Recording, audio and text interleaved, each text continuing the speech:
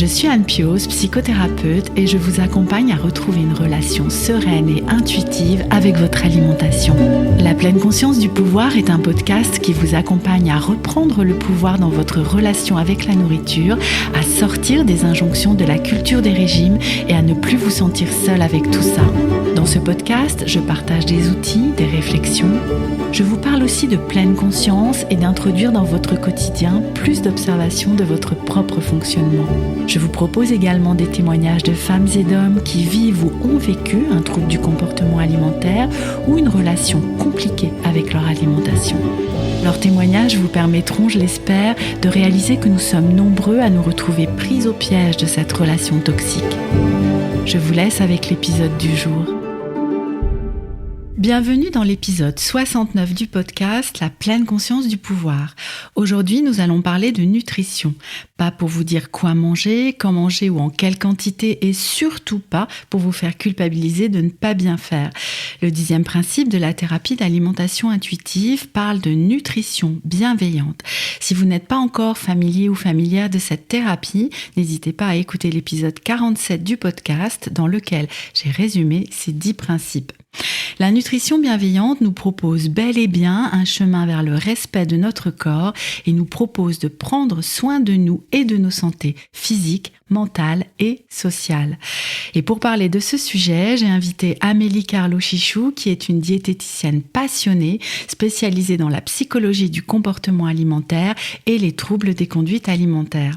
Amélie a construit le module sur la nutrition au sein de l'accompagnement Indépendance Cannelle, l'accompagnement de 12 mois que je vous propose pour retrouver une relation plus apaisée avec votre alimentation et votre corps.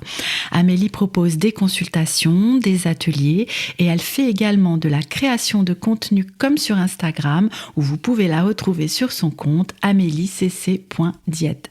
Vous pouvez également retrouver Amélie sur son site internet. Tous les liens se trouvent en description de cet épisode. Bonjour Amélie. Bonjour Anne. Merci Comment beaucoup. Tu vas? Je vais très bien, merci. Et toi? Ça va. Merci beaucoup d'avoir accepté cette invitation. Et pour commencer, est-ce que tu souhaites compléter cette petite présentation? Non, ça va, c'était assez clair. D'accord. Tout va bien. Ok, rien à ajouter pour l'instant. Peut-être ça viendra au fur et à mesure de notre entretien. Alors, aujourd'hui, je t'ai invitée pour qu'on parle de ce vaste sujet qu'est la nutrition bienveillante et ce principe 10 de la thérapie d'alimentation intuitive. Parce que, entre autres, nous avions conscience toutes les deux en préparant cet épisode que c'était un vaste sujet, mais entre autres, l'un des reproches qui sont faits à cette démarche d'alimentation intuitive, ce serait de ne pas se préoccuper de la nutrition. Justement. Et le cliché, il peut même aller jusqu'à dire qu'il s'agirait de manger tout et n'importe quoi et de se moquer complètement des effets sur la santé. Alors, vrai ou faux, on va répondre à cette question, même si ça va aller assez vite d'y répondre, je pense. Et j'avais vraiment envie d'avoir ta vision là-dessus. Qu'est-ce que tu en penses? Alors oui, effectivement, ça fait partie des reproches les plus couramment entendus sur l'alimentation intuitive et sur toutes les approches un peu comportementales. Comportementales, ouais. Voilà. Globalement, c'est faux, on va le dire rapidement. Voilà. Bon, au revoir Amélie, voilà. À la prochaine fois. Fin du podcast, c'est parti. Oui, non, c'est...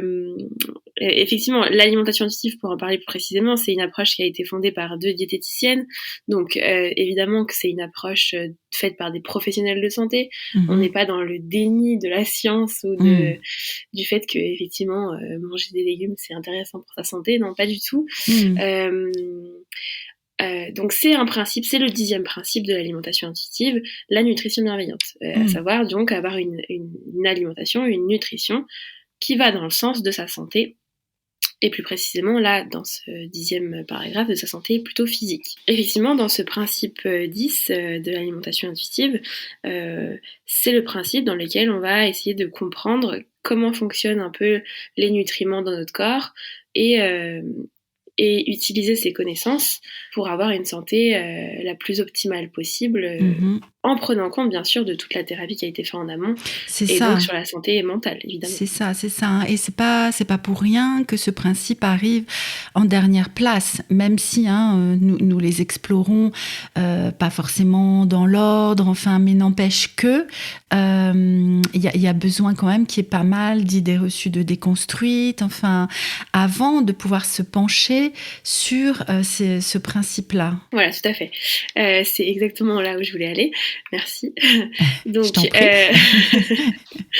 effectivement, c'est pas pour rien que ce principe arrive en dernière position, parce qu'il nécessite d'avoir fait ce travail de déconstruction, comme tu disais, sur toutes les croyances, sur toutes les fausses idées même qu'on pourrait avoir sur l'alimentation, et surtout sur le fait que la santé physique, c'est important, évidemment, mais ça, on le sait, et c'est d'ailleurs le principal message de tous les régimes, tous les autres professionnels de santé. Oui. Et dans cette approche, l'intérêt, c'est aussi de mettre en avant sa santé mentale. Et les deux ne sont pas incompatibles. Exact, c'est ça.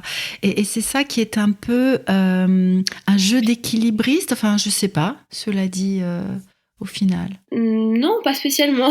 Ben non. Enfin, je veux dire, une fois qu'on a fait ce travail d'alimentation intuitive, on est en paix avec son alimentation, on a développé ce qu'on appelle la capacité de flexibilité, en fait, mentale. Côté, je prends une info scientifique, elle est vraie, elle est vraie au vu des connaissances actuelles, et j'en fais ce que j'en veux, je l'applique à moi, c'est-à-dire avec tout ce que je sais de mon corps, de ma propre expérience. Je suis capable de me dire que oui, manger des légumes, c'est intéressant pour ma santé. Par contre, manger à tous les repas, est-ce que vraiment c'est nécessaire? Est-ce que vraiment ça m'enferme pas dans quelque chose de rigide? Voilà, c'est ça la nuance. Oui, Toujours, oui. c'est à ça que sert la thérapie d'alimentation intuitive aussi, c'est prendre les choses avec nuance. C'est ça, c'est vraiment cette notion de flexibilité qui est vraiment inhérente, d'ailleurs à toute démarche de thérapie, je pense. Ce serait souvent, j'explique aux personnes que j'accompagne, quel que soit le sujet, que finalement, est-ce que ce serait pas ça le but entre guillemets à atteindre, de développer cette flexibilité et de pouvoir vivre notre vie avec plus de souplesse, pour rester dans cette image-là. Mais oui, là, effectivement, il s'agirait d'arriver au bout, enfin, je sais pas s'il y a un bout à cette thérapie, mais en tout cas, si, il y a un moment où se sent mieux et où on considère que les ennuis sont derrière nous. En tout cas, la relation compliquée avec l'alimentation est derrière nous. Mais ce serait de pouvoir faire la part des choses entre une recommandation, enfin nutritionnelle, ou une information, comme tu disais. Oui, c'est intéressant de manger des légumes et de manger des fruits parce que ça apporte telle chose, telle autre chose. Donc, c'est plutôt une bonne idée pour notre corps. Cependant, ça ne devient pas une règle rigide de il faut que machin, quoi. C'est vraiment toute cette nuance, en fait. Oui, et ça, c'est vraiment quelque chose d'important à travailler. Bon, effectivement, quel que soit l'aspect sur la vie, mais en tout cas, en alimentation, les personnes que moi, je vois en cabinet, donc qui ont une relation troublée à l'alimentation ou même un trouble du comportement alimentaire, ce qui les rapproche le plus, c'est ce côté inflexibilité mentale avec un peu de perfectionnisme, cette vision très manichéenne, c'est tout blanc, tout noir, c'est bien, c'est mal, il faut, je dois, il ne faut pas, je ne dois pas. Voilà, ça c'est vraiment le discours classique dans ce qui pourrait entraîner des troubles alimentaires. Et donc tout le travail, au-delà du travail sur les restrictions cognitives ou alimentaires, il y a vraiment ce travail de oui, ok, ça c'est un fait scientifique. Maintenant, moi, mon corps, quand je mange ça, je le ressens comme ça. Si on reprend, pour faire un exemple plus précis, des légumes, par exemple, oui, scientifiquement, le régime méditerranéen, avec pas mal de fibres et des acides gras polyinsaturés, là, les bonnes graisses, comme on dit. Oui, il est intéressant sur plein de plans physiques. Maintenant, se blinder de légumes toute la journée, pour certaines personnes qui ont, par exemple, un syndrome de l'intestin irritable, Oui, ben c'est pas intéressant. c'est ça. C'est même peut-être même dangereux, en Eh tout bien cas pas oui, eh forcément oui. dangereux, mais en tout cas très très inconfortable. Ouais, eh Donc, oui. les recommandations grand public, le plan national nutrition santé, les messages manger, bouger, etc. Oui. Mmh. C'est pertinent pour une grande majorité, mais c'est pas adapté à chacun. Mmh. Et surtout, il faut quand même se rappeler que l'équilibre pondéral et nutritionnel se fait sur au moins une vingtaine de repas. Et oui, ça c'est très important à rappeler aussi, hein, parce qu'il peut y avoir effectivement cette inflexibilité du repas qui doit être parfait Et oui. à chaque fois ou sur une journée. Hein, quelquefois, voilà, on peut se dire bon, allez, c'est pas grave, mais n'empêche, oui, 20 repas, tu disais. Et oui, ça fait quand même pas mal de repas, ça, Oui, pour arriver voilà. à couvrir tous nos besoins, c'est ça. Voilà, c'est que en Mmh. fait, voilà, le corps, il est capable de gérer, de Mhm. gérer. Bah, si pendant 3-4 jours on mange pas de légumes, même une semaine on mange pas de légumes, et ben c'est pas grave. La semaine d'après, on en aura peut-être plus envie. C'est Mmh. pas voilà, le corps, il sait très bien équilibrer tout ça. Il y a pas de souci là-dessus. Et c'est marrant parce que ce week-end, j'étais à un congrès de thérapie cognitivo-comportementale. Mhm. Il y avait le docteur Perroux, qui est un psychiatre assez reconnu dans la prise en charge des troubles du comportement alimentaire, Mhm. qui a dit à une assemblée de psy, le repas équilibré avec, comme on l'entend, Mhm. est dangereux. Alors c'est un peu provoque, Ah oui. c'est un peu provoque, mais c'est pour dire qu'effectivement s'astreindre Mmh. obligatoirement à tous les repas, à avoir toutes les familles d'aliments, tout le temps, tous les jours, toute l'année, Mmh. bah, en fait ça, on dérive dans la rigidité. Oui. Et quand on dérive dans la rigidité, au moins du point de vue alimentaire, on peut dériver facilement vers des troubles Oui. alimentaires, notamment le premier qui me vient en tête là, c'est l'orthorexie. Et oui, complètement. Oui, oui, et effectivement, en ce sens, c'est dangereux. Et j'entends Voilà, hein, le risque en fait qu'il y a voilà, c'est ça. derrière ça, derrière cette inflexibilité. Et puis nous sommes, hein, nous en avions parlé. Alors j'ai plus en tête le numéro de l'épisode, mais avec Clémentine Hugol-Gential, nous avions enregistré un épisode sur les recommandations justement, leur effet, la maladresse que ça peut avoir. Mais c'est vrai que je trouve que c'est compliqué. Alors juste avant d'enregistrer, nous parlions d'un sujet aussi super intéressant et qui peut-être fera l'objet d'un autre épisode parce que je pense qu'il y aurait besoin de temps pour le développer, mais autour de l'éducation alimentaire et le fait que en fait, nous ne partons pas tous et toutes à égalité selon quelle ouverture alimentaire, on va dire, nous avons reçu quand nous étions enfants. Alors effectivement, il faut donner de l'information, c'est important de dire manger des légumes, manger des fruits, mais il y a un moment où ça se transforme en une espèce d'injonction qui met tout le monde dans la culpabilité, dans la peur de mal faire. Donc, c'est compliqué, hein, je trouve, de communiquer là-dessus. Alors, j'imagine que pour toi, c'est peut-être marcher sur des œufs dans ton travail. Enfin, comment tu y arrives à ça, à ce marchage sur les œufs, on va dire ça comme ça, avec les patients que tu accompagnes? Moi, dans la thérapie, c'est pas très compliqué parce que justement, moi, je récupère des patients qui sont déjà atteints, on va dire, par la Oui. rigidité. Mmh. Et donc, du coup, le premier travail, il est assez clair, en tout cas dans l'objectif thérapeutique, c'est de flexibiliser cette relation, Mmh. de sortir des restrictions, des croyances, voilà, entre autres. Et Oui. donc, à la fin du suivi, et comme en fait, finalement, dans l'alimentation intuitive, dans la thérapie de l'alimentation intuitive, on parle de nutrition à la fin. On Mmh. parle de nutrition à la fin. Mmh. Sauf dans le cas justement où c'est des adultes pendant leur enfance qui n'ont pas eu accès à tous les types d'aliments pour X ou Y raison, et Mmh. donc qui ont eu ce qu'on appelle la diversification alimentaire, qui n'a pas pu se faire très bien. Mmh. Et donc du coup, c'est des anciens enfants, donc des adultes actuellement, qui ne Oui. connaissent pas tous les aliments. C'est-à-dire que leur corps Mmh. n'a pas enregistré tous les types d'aliments. Oui. Et donc, évidemment, on ne peut pas avoir envie de quelque chose qu'on ne connaît pas.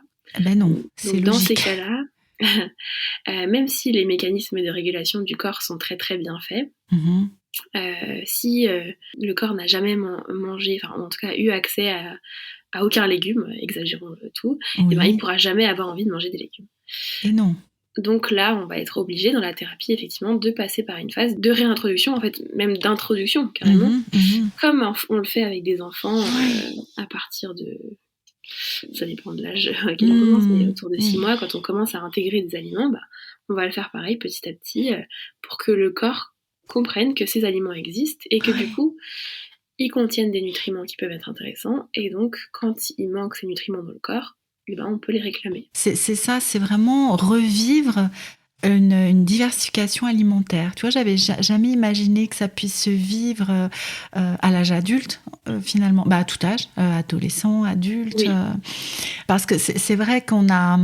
Voilà, le but aussi, une des intentions de cette thérapie d'alimentation intuitive ou d'une thérapie qui permet de reconnecter aux sensations corporelles, aux besoins du corps, c'est qu'au final, comme tu le disais tout à l'heure, si je mange pas de légumes pendant une semaine, je vais en avoir envie, en fait. Mon corps, il va commencer à m'en réclamer. Et peut-être on a tous vécu, par exemple, après une période de fête, là, ça va, à l'heure où nous enregistrons cet épisode, et même, je crois qu'il va être diffusé juste avant les fêtes, nous faisons peut-être pendant les fêtes plusieurs repas copieux, avec des choses riches qu'on mange pas tous les jours, des aliments festifs, etc.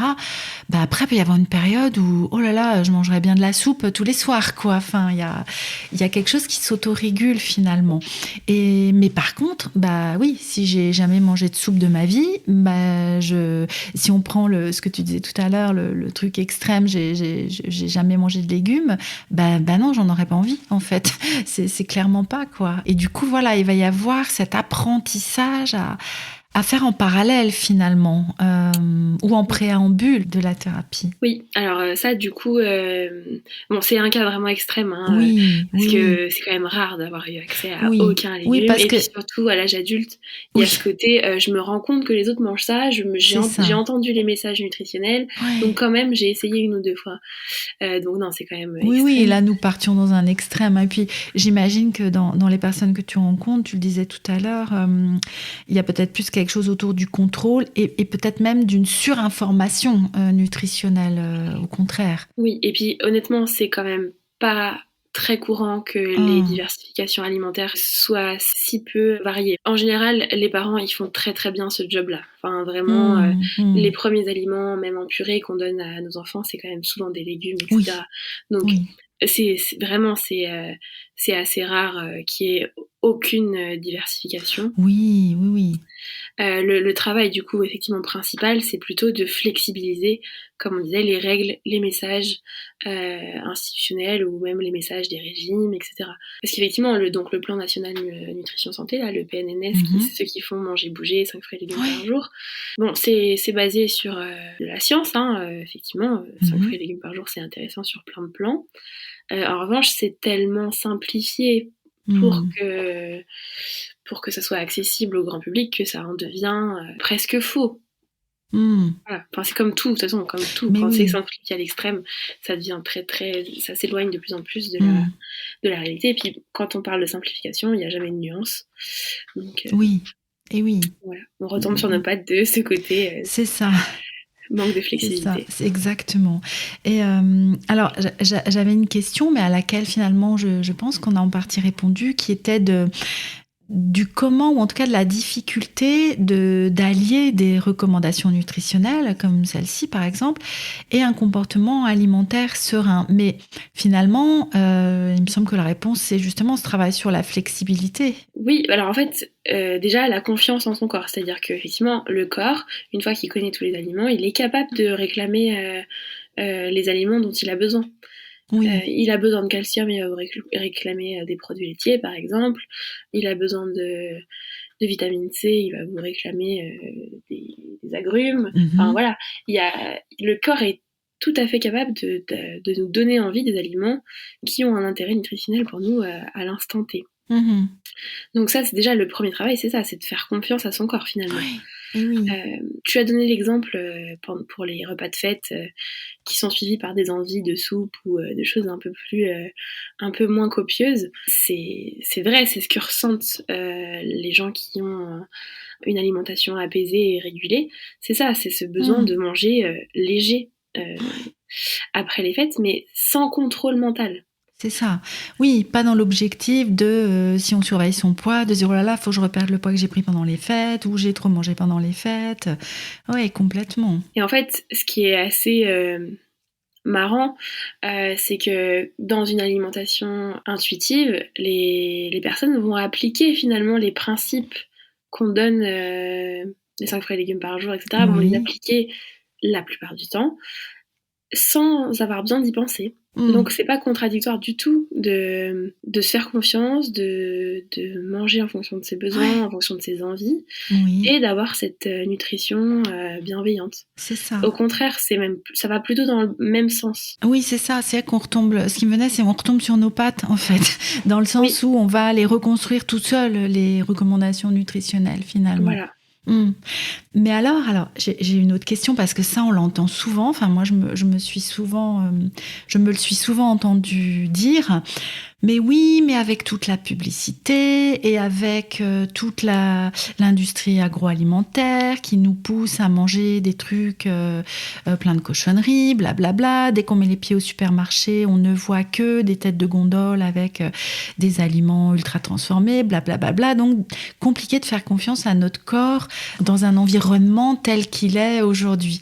Qu'est-ce que tu en penses de ça ? Alors, c'est pas que de ce que j'en pense, hein, c'est vraiment les études qui ont été faites sur l'alimentation intuitive ont montré que les personnes qui suivaient la thérapie ou qui avaient une alimentation régulée ne mangeaient pas plus d'aliments transformés que les personnes qui s'empêchent d'en manger et qui du coup finalement font des craquages dessus. C'est ça. Ouais, donc j'ai pas d'avis à donner spécialement. Voilà, on observe que ça se passe comme ça. Ouais. Oui, effectivement, en fait on fait tout ce travail de j'ai le droit de le manger et du coup j'observe ce qui se passe quand je le mange. Est-ce que ça me tient bien au ventre? Est-ce que ça me provoque un confort digestif, un plaisir gustatif, etc. Et au final, oui, il peut y avoir ce plaisir, il peut y avoir tout ça, mais pas au point d'en manger dans l'excès. C'est ça. Et que c'est pas parce que nous allons passer devant une tête de gondole qui vend, je sais pas, moi, je dis ce qui me vient, 3 gâteaux marbrés pour le prix d'un, qu'on va les acheter ou les même manger les 3 dans la semaine, quoi, en fait. Voilà. Effectivement, on peut être tout à fait sensible aux publicités, etc. Mais donc du coup, qu'est-ce qui va se passer? Vous allez acheter vos 3 gâteaux marbrés et si vous avez une alimentation régulée, vous allez en ouvrir un en rentrant parce que ça vous fait plaisir, ça vous a donné envie et tout va bien. Et vous allez manger une part. Et voilà. C'est ça. Après le reste, ou 2 d'ailleurs, hein, peu importe, ça dépend de votre niveau de faim et voilà. Mais vous allez en manger ce qui vous convient, sans trop dépasser votre rassasiement, sans vous mettre dans l'inconfort digestif. Et donc, voilà, vous allez laisser le reste et vous en mangerez quand vous en aurez envie. C'est ça. Il n'y aura pas de craquage dessus, il n'y aura pas de surconsommation en fait. Et on en revient à ce qu'on disait juste avant, de retomber sur ses pattes et que notre corps il finira par nous dire si on le supporte ou pas, si c'est bon pour nous ou pas. Alors certes, c'est des aliments qui n'existaient pas il y a, je sais pas, 50 ans ou même plus. Mais la génération de mes grands-parents, par exemple, oui, eux mangeaient pas d'aliments transformés parce que ça n'existait pas.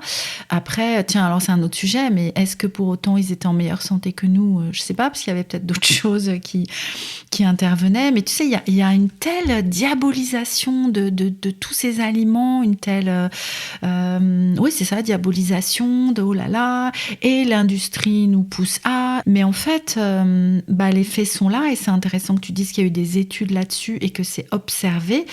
Quand le comportement alimentaire est régulé, et quand il y a eu cette éducation alimentaire aussi dans l'enfance, on en revient à ce qu'on disait tout à l'heure, en fait, il n'y a pas de raison qu'on qu'on mange tous les jours au fast-food et qu'on passe notre temps à acheter des paquets de chips, quoi. Non, en fait, ça n'arrive pas. C'est pas comme ça que ça se passe. Et je suis certaine que autour de vous, pour vous qui nous écoutez, vous connaissez des personnes pour qui ce n'est pas un problème et qui ont de naissance et qui ont gardé ça, un comportement alimentaire serein, quel que soit le type d'aliment, finalement. et que c'est pas parce que tel aliment est plus, comme on dit, tu sais, palatable, c'est Oui, ça palatable, le oui, mot, c'est voilà. ça. C'est-à-dire que gustativement, il y a un truc comme ça. Enfin, c'est comme ça que je traduis ce mot-là, moi. Oui, oui, oui. Ça Oh, marche. voilà, c'est ça. C'est comme ça. Enfin, c'est une espèce d'explosion de plaisir, enfin et bien que nous allons en manger plus que de raison, quoi. Enfin, je pense que tu es d'accord avec ça. Hein. Oui, et puis même si un jour on en mange plus parce que gros apéro, grosse soirée, Oui, ça n'a pas d'impact en une fois en fait. exact. Et oui, Voilà, CF, la régulation sur les 20 repas, voilà. CF aussi ce qu'on a dit sur les repas de fête, hein, et cette autorégulation finalement. Complètement.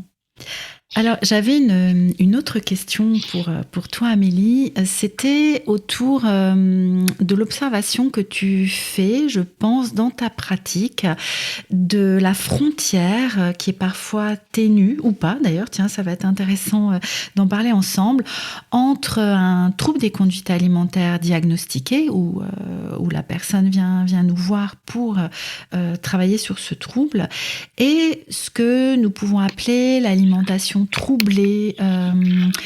Tu vois, il y a une frontière qui pour moi est peut-être voilà, un petit peu fine, et j'aurais bien aimé savoir comment tu observais ça et comment tu voyais les choses. Bonne question. Alors, les TCA au sens strict du terme, c'est donc des maladies psychiatriques qui sont décrites dans des manuels de psychiatrie comme le DSM-5 ou le CIM-11 là. Voilà, donc ça c'est des diagnostics psychiatriques.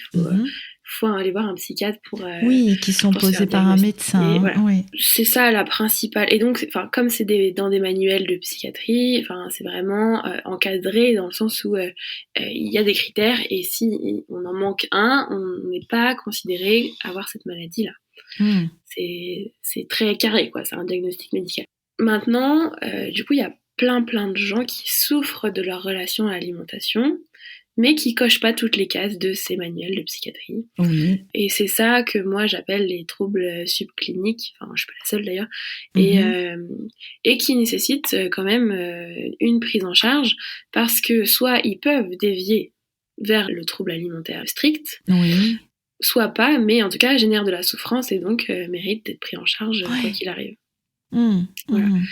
Après, la différence en soi, effectivement, elle est minime. Ça peut être juste, ah non, moi, je fais une crise toutes les 2 semaines de boulimie et pour rentrer dans le DSM-5, il en faut une toutes les semaines. C'est pas pour autant qu'on va hiérarchiser la souffrance, en fait. Hein. Il n'est pas question de ça. Ah non, pas du tout. Ouais. Ça fait souffrir, diagnostic ou pas, finalement. Moi, c'est ce que j'essaye de répéter le plus possible. C'est qu'à partir du moment où il y a un questionnement, une souffrance, une charge mentale, un envahissement mental en lien avec l'alimentation, peu importe qu'il y ait un diagnostic ou pas, il faut s'en occuper parce que... Enfin, ou pas, hein, chacun reste... personne ne doit la santé à personne, mais s'il y a une souffrance, moi j'estime qu'en tout cas, vous avez le droit de vous en occuper. Mais c'est ça, c'est ça. Et au final, est-ce que tu constates que l'accompagnement est un peu le même, ou tu vois des différences dans l'accompagnement, trouble diagnostiqué ou pas ? Ça va dépendre vraiment de la nuance. On pourrait peut-être faire une analogie avec un gradient de... Est-ce que j'en suis très éloignée du trouble strict ou est-ce que je m'en rapproche vraiment beaucoup ? Mais en vrai, non, l'accompagnement n'est pas si différent. Et justement, que les troubles soient diagnostiqués ou pas, enfin qu'il y ait un diagnostic de posé, qu'on soit, comme tu disais, dans un trouble, comment tu as dit pur ? Non, tu n'as pas dit ça. Strict, voilà. Dans un trouble strict et diagnostiqué, ou dans un trouble subclinique, enfin une relation souffrante, on va dire, avec l'alimentation. Moi, je trouve intéressant de voir comment les approches de la nutritionniste ou du nutritionniste diététicien et de là ou du psy viennent se compléter, parce que c'est vrai qu'on va travailler à la fois sur les mêmes axes, donc la restriction cognitive, la flexibilité, mais en même temps des axes différents. Donc, je trouverais intéressant de voir où s'arrête en fait le rôle de chacun et de chacune et comment ils se complètent. C'est une très bonne question. Alors, effectivement, on peut faire des redites entre nous. Tu vois, typiquement, moi, en étant diète, je suis formée à un peu de psycho, je suis formée à ce qu'on appelle les thérapies cognitivo-comportementales, les TCC, qui sont des approches purement psy, hein. Sauf que du coup, moi, je les applique uniquement sur l'alimentation, évidemment. Et donc, oui, je fais des choses qu'une psy formée en TCA pourrait faire aussi, hein, ce côté travailler sur la flexibilité, etc. Et de la même manière, quand les psys sont formées au TCA, elles font souvent un peu de nutrition. Enfin, ouais, il peut y avoir des journaux alimentaires qui sont mis en place, etc. Et c'est pas gênant, déjà parce que les patients, ils ont besoin souvent d'avoir plusieurs fois le message expliqué, peut-être de différentes manières. Et puis, on se marche quand même pas trop dessus, hein. Notamment parce que je suis formée au TCC, mais je sais pas tout non plus. Et puis dans les troubles du comportement alimentaire, il peut y avoir des choses qui ne sont pas du tout de mon domaine, comme je sais pas, une dépression associée, un psychotrauma, voilà, entre autres, hein, il peut y avoir plein d'autres choses, une relation d'attachement qui est pas sécure, enfin voilà, il peut y avoir plein d'autres choses qui rentrent en jeu, qui sont complètement de l'ordre du psy, et moi ça je sais pas du tout faire. Ce côté psychoéducation émotionnelle aussi, voilà, ça peut être intéressant. Et pareil, du point de vue du psy, c'est-à-dire qu'il y a un moment, il y a quand même un rôle alimentaire, notamment, même, j'allais dire notamment dans les TCA restrictifs, mais pas que. C'est-à-dire qu'à partir du moment où il peut y avoir des vomissements ou des jeûnes prolongés, le cerveau empathie dans le sens où la restriction alimentaire, la dénutrition en fait, impacte fortement les capacités cognitives de la personne. Et donc parfois, même souvent, la plupart du temps, on est obligé de passer par une phase un peu cadrante d'ailleurs, où il y a une renutrition qui est nécessaire avant tout travail psychologique. Mais oui, clairement, hein, parce que comme tu le disais, la dénutrition fait que la personne n'aura... Non, c'est pas qu'elle aura plus la capacité à penser, mais en tout cas, il y aura quelque chose de très ralenti, en fait, et une difficulté à entrer dans ce travail psychothérapeutique et dans ce travail sur, ne serait-ce que sur prendre de la distance avec les pensées, enfin, tout le travail sur la restriction cognitive. Et la flexibilité. Et le truc le plus dur, du coup, finalement, est quasiment inaccessible quand il y a une dénutrition. Et elle n'a pas besoin d'être pathologique, c'est-à-dire elle n'a pas besoin d'être sévère pour altérer les fonctions cognitives. Ah, oui, c'est-à-dire que même à un degré moindre, en fait, de dénutrition, comme un jeûne, mais pas forcément long, enfin, ou des repas pas suffisamment nourrissants, ça peut affecter aussi. Ok, tu vois là. Et en fait, exemple, je pense qu'on peut avoir tous rencontré. Oui. Il est 11h30, midi au bureau, et ben on a du mal à se concentrer. Oui, c'est vrai. Et en fait, c'est ça.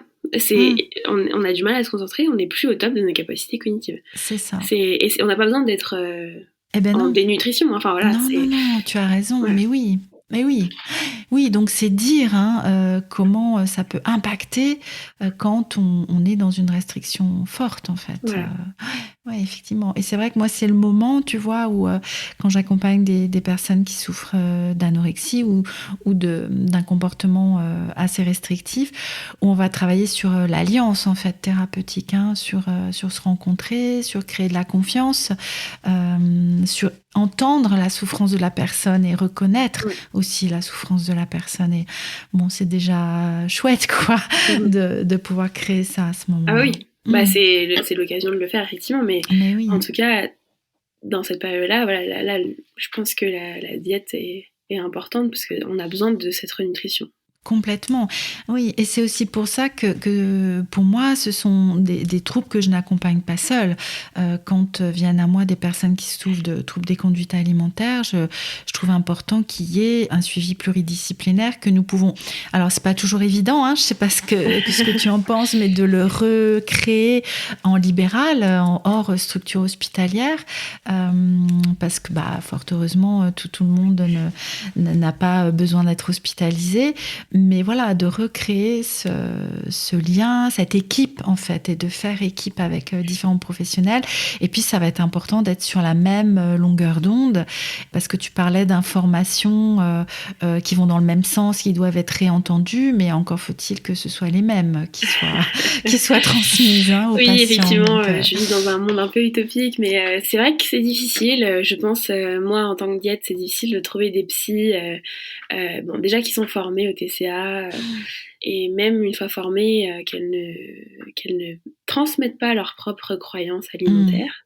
Oui. Parce que si on fait pas de travail dessus, c'est compliqué quand même. Et je pense que pour toi aussi, trouver des diètes qui sont pas dans cette optique de attention, le poids, Mais oui. voilà, c'est compliqué. Non, mais ça c'est sûr. Hein. Mais bon, on se trouve quand même. Oui, on se trouve. Et puis l'avantage, c'est que le patient, même la guérison peut être un peu plus longue, mais ça n'empêche pas non plus. Oui. Voilà, Oui, soyons aussi positifs et optimistes, bien sûr. Oui, complètement. Et alors, j'avais une dernière question sur laquelle j'avais envie d'échanger avec toi. Tu parlais justement là du travail sur ses propres croyances et d'aller vers une pratique où justement nous n'allons pas continuer à promouvoir des idées reçues sur le poids, la santé, etc. Et toi, comment ça a été ton parcours professionnel pour avoir aujourd'hui cette vision-là et pour avoir déconstruit ces croyances? Est-ce que ça s'est fait dès le début de ta pratique? Raconte-nous un petit peu, je suis curieuse. Alors, par où commencer? C'est un vaste sujet, alors. Non, en fait, je pense qu'il y a plusieurs facteurs pour arriver à la diète que je suis aujourd'hui. Déjà, avant même de commencer mes études de diète, moi, j'avais déjà fait un travail de psycho sur moi-même qui n'a rien à voir avec l'alimentation, mais voilà. Donc, je pense que en ayant fait ça jeune, j'étais intéressée par ça. Bon, après, il se trouve que j'ai eu mon diplôme et j'ai eu besoin de bosser tout de suite. Forcément, on se lance dans la vie, on a besoin d'argent, voilà. Donc, j'ai pris le premier taf que j'ai trouvé, qui se trouve être un travail chez Nature House. Je sais pas si vous connaissez. Moi, je connais en tout cas. Voilà. Oui. Donc, je suis pas restée longtemps, parce que je sentais bien que c'était pas du tout ce que je voulais. Je suis restée une semaine, pour te dire. Ah oui, effectivement. Ça a vite confronté par rapport à tes valeurs, par rapport à ce que tu souhaitais faire professionnellement. J'ai somatisé pendant une semaine. Ah oui, alors juste entre parenthèses, pour préciser aux personnes qui nous écoutent, si elles ne connaissent pas Nature House, c'est en gros c'est une chaîne qui vend de la perte de poids avec des compléments alimentaires, et des... Exactement. Et des repas. Je sais pas si on a le droit de dire le nom, par contre. Oui, si, écoute, si ça te gêne pas. On va pas se gêner. Oui. Bon, en tout cas, voilà, moi, c'était pas du tout dans mes valeurs, même sans être formée au TCA ou quoi que ce soit, ou au comportement alimentaire, je sentais bien que ça allait pas du tout dans le sens de mes valeurs, c'était pas ce que je voulais faire. Voilà, donc du coup j'ai arrêté, j'ai commencé à faire ensuite des remplacements en cabinet libéral, avec des diètes plus ou moins classiques, voilà. Donc j'ai fait des remplacements comme ça m'a plu, vraiment c'est là où je me suis dit le libéral c'est ça que je veux. En revanche, là, au bout de quelques mois, je m'ennuyais rapidement. Parce que perte de poids, plan alimentaire, rééquilibrage, on dit toujours la même chose toute la journée. Puis surtout, ok, on fait perdre du poids, ça répond à la demande du patient, mais en fait les patients reviennent. Et oui, tu constatais déjà ça en fait, ce phénomène-là. Oui, voilà. Et puis surtout, il n'y a aucun moment où on leur demande comment ils vont, vraiment, voilà. Et oui. Moi, j'avais cette sensibilité en me disant, ça m'ennuie. Et puis après, il y a aussi ma personnalité qui rentre en jeu, je pense, ce côté hyper... Là, je me suis posé la question, je me suis dit, en fait, moi, si je devais faire ça, est-ce que je le ferais vraiment ? Et bah non, en fait, il y a un moment, ça me saoulerait, je suis trop... C'est pas tenable sur le long terme. À un moment, je me suis juste mis à la place des personnes, et voilà. Donc, du coup, je me suis formée au comportement alimentaire en faisant un diplôme universitaire à l'université de Dijon. C'était très bien. Et en fait, moi, j'ai commencé en me disant, mais c'est trop cool, en fait, cette partie TCA, psychologie du comportement alimentaire. Je vais faire ça. Mais sans remettre tout de suite en question l'aspect perte de poids. C'est-à-dire que je me suis dit, la perte de poids, c'est pas pour moi je vais faire des TCA. Je me suis dit, bon, il y a ces deux pratiques différentes, comme il y en a qui sont spécialisés dans les troubles digestifs. Moi, je me suis spécialisée dans les TCA, et puis il y en a d'autres qui font de la perte de poids, et voilà. Et donc, bon, bah voilà, j'étais plutôt d'accord avec moi-même là-dessus. Oui. Et puis au final, en continuant à m'informer, me former, à tirer les fils que tout ça m'apportait, en fait, je me suis rendu compte que non, il y avait bien plus de gens qui étaient impactés par justement ces troubles subcliniques là. Et en fait, ça, en cabinet, clairement, c'est des gens qui viennent pour perdre de poids. Mais qui ont déjà fait 5, 10, 30, 40 régimes dans leur vie. Voire plus, quoi. Et en fait, c'est ça. Ça te permettait de ne pas fermer la porte aux personnes qui venaient pour de la perte de poids, mais en les accompagnant peut-être petit à petit à prendre conscience que le problème n'était pas là. Alors, je l'ai pas pensé comme ça. Je me suis juste dit, mais en fait, tous les gens qui viennent pour la perte de poids, ils ont aussi ce côté, ça me prend la tête, l'alimentation. Oui. En fait, je suis partie vraiment de ce constat-là. Et donc, je me suis dit, en fait, oui, c'est ça. Il y a un travail à faire sur le comportement, sur la relation à l'assiette, et pas que l'assiette en elle-même, quoi. C'est ça. Et donc, oui, après maintenant, effectivement... Bon, alors, en visio, comme je communique beaucoup sur Instagram, les personnes savent pourquoi elles viennent. Enfin, justement, c'est déjà cette approche qu'elles recherchent. Mais en cabinet, les gens viennent juste voir une diète et sur le planning, ils cochent juste gestion du poids. Et donc là, effectivement, il y a un travail à faire sur expliquer pourquoi moi, je fais pas de régime, quoi. C'est ça.